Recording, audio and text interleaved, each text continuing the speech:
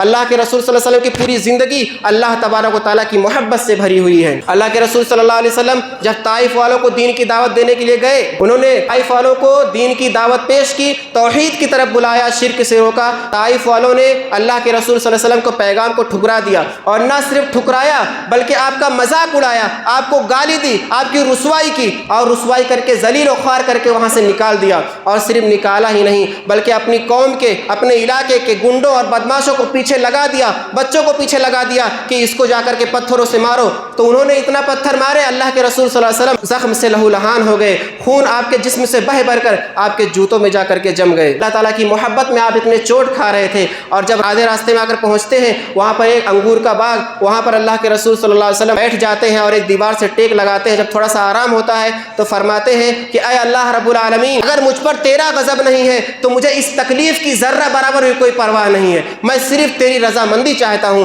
میں پناہ چاہتا ہوں تیرے رخ انور کی، اس بات سے پناہ چاہتا ہوں کہ تیرا مجھ پر غضب ہو یا تو مجھ سے ناراض ہو، یعنی تو مجھ سے ناراض نہ رہے، تو راضی رہے، تیرا غضب مجھ پر نہ رہے، تو دنیا کی ساری تکلیفیں مجھے برداشت ہیں، دنیا کے سارے لوگ ناراض ہو جائیں، دنیا کے سارے لوگ خفا ہو جائیں، چاہے مجھے مارے، گالی دے، پریشان کرے، رسوا کرے، ذلیل و خوار کرے، مجھے کوئی پرواہ نہیں، میں صرف تیری رضامندی چاہتا ہوں، اور تیری رضا کے لیے میں کچھ بھی کر سکتا ہوں۔ یہ اللہ کے رسول صلی اللہ علیہ وسلم کے کلمات پر غور کیجئے، یہ اللہ تعالیٰ کی محبت سے بالکل سرشار کلمات ہیں۔ اور اللہ کے رسول صلی اللہ علیہ وسلم، بخاری شریف کی روایت ہے، اللہ تعالیٰ سے اس قدر محبت کرتے تھے کہ آپ فرماتے تھے کہ میں چاہتا ہوں کہ میں اللہ تعالیٰ کی راہ میں قربان کیا جاؤں، شہید کیا جاؤں، پھر زندہ کیا جاؤں، پھر شہید کیا جاؤں، پھر زندہ کیا جاؤں، پھر شہید کیا جاؤں، یعنی اللہ تعالیٰ کی راہ میں جان دینا مجھے اس قدر پسند ہے کہ اللہ تعالیٰ مجھے بار بار زندگی دے اور میں بار بار اللہ کی راہ میں قربان ہو جاؤں، اس قدر محبت۔ اور یہی محبت تھی اللہ کے رسول صلی اللہ علیہ وسلم کی کہ آپ اللہ تعالیٰ سے دعا مانگا کرتے تھے، اور امت کو بھی یہ دعا سکھلائی۔ کون سی دعا؟